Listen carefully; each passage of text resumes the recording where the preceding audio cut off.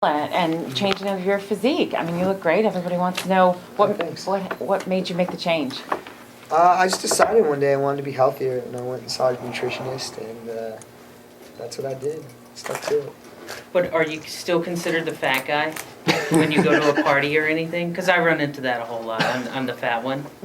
Okay. So are you the fat guy in Hollywood still, or is everybody like look at you and they're like, oh wow, this is great, now you're healthy? Do you have any other questions that are smart? I have a question because you're in Atlanta and you have this great story about a run-in with Jermaine Dupri. Yeah. So are you gonna look him up while you're in town? He lives here. Oh, I don't know. If I see him, I'll see him. He's great. He's hilarious. Do you think he'll remember you? I don't know. You'd have to ask him. Okay. And I know you're a Real Housewives of Atlanta fan. Yeah, for sure. So tell us where do they all live at? Okay, they live right around. Who's your favorite housewife? Tardy for the party. Kim Zolciak. And Kim just got engaged. Do you have any words for Kim? To Big Daddy? Or no, to Croy, the football player. Oh, really? Oh, man. Well, good luck. I wish you all the best. Thanks for all the memories. I won't be tardy for the party. So have you been happy so far with how Moneyball's been doing? It's been, pulling in a pretty decent amount of cash so far. Yeah, I mean, I don't really think about how much money a movie makes, really, especially a movie like that, where it's really not about making a bunch of cash. This is not Lord of the Rings, yeah. Well, no, not even that. It's Lord of the Rings is a great movie. I think you can't make a movie because you think it'll make a bunch of money. I made Moneyball because I thought it would be a beautiful movie, and I'm really proud of it. And everything that could have come from it for me has already come. As far as being viewed in a different way, or being able to do different kinds of movies. It's been really great. About Allen Gregory, how did you go about pitching this to Fox, and how hard was it to get them to make it into a show?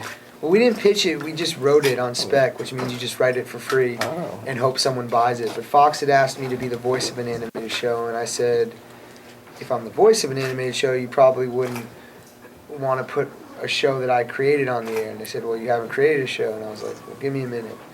And I went with Jared and Andy, my co-writers, and we wrote this in about 3-4 weeks and came back to them, and they bought it. And a couple years later, we're on After the Simpsons. Very excited. So you're working with Ben Stiller.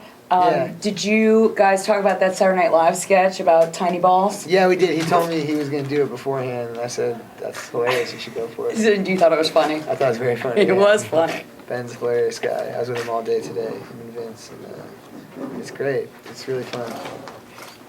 So what do you make of the Atlanta suburbs? What do I make of them? Yeah, is it different? They're very pretty. They're very pretty. I mean, everything here is really pretty, like aesthetically, I'm kind of not getting a feel for the neighborhoods quite yet of like where I'm supposed to hang out as a 27-year-old dude, so I don't really know. Midtown. Midtown, I That guess. is where you need to go. Okay. Virginia Island. Yeah, Yes. Yeah. Absolutely.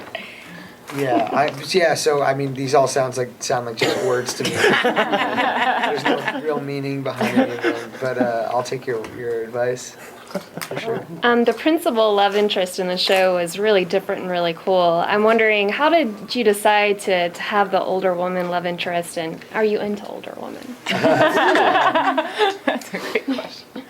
Well, we pride ourselves on the fact that we are the only show probably ever and will ever be on television with the love story being between a 7-year-old and an 80-year-old. I think that just has never been done before, and I think definitely not as graphic of a sex scene between a 7-year-old and a senior citizen.